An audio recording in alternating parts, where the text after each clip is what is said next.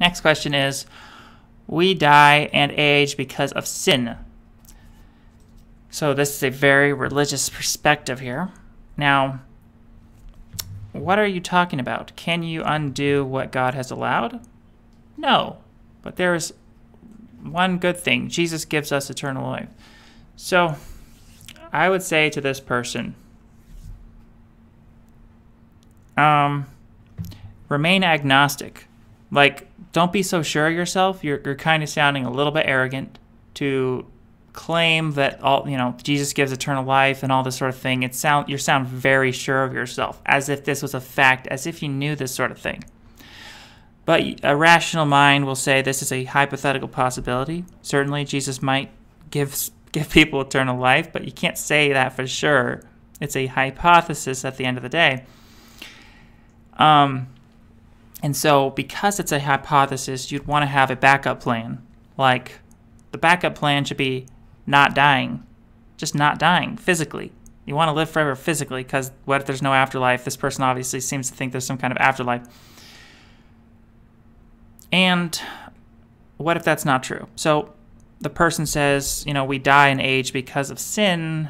I would say that's, there's a secular way of viewing sin too. Sin could be viewed as just like the dangerous things that people do that even like the idea of the 7 deadly sins.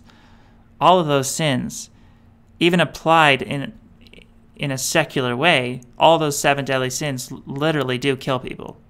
If you look at all the 7 deadly sins, they all kill people. Gluttony kills people. Greed. Greed can lead to people's death. Wrath, vanity. Every one of those sins, if you analyze it, they can lead to people's death. So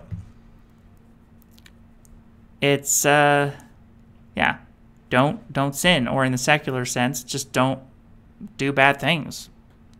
Be practically perfect, and the more perfect you are, the more likely you're going to live forever. The more type of vices you have, the more of these sins in your lifestyle, you're going to be jeopardizing your chance of living forever. And also,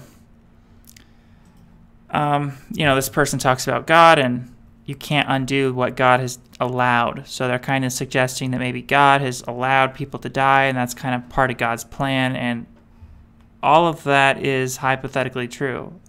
I have to acknowledge that as an agnostic person, that I don't know for sure. And following from that, it is smart to,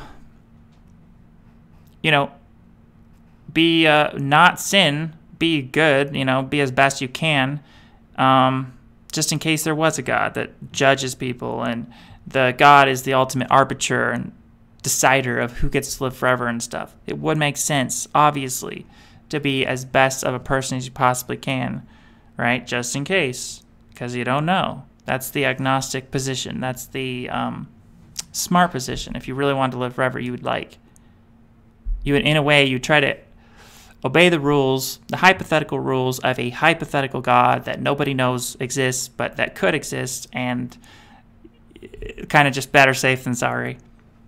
There's not much more I could say about that. And the rules are a complete guess. If there was a hypothetical God, no one would know the rules.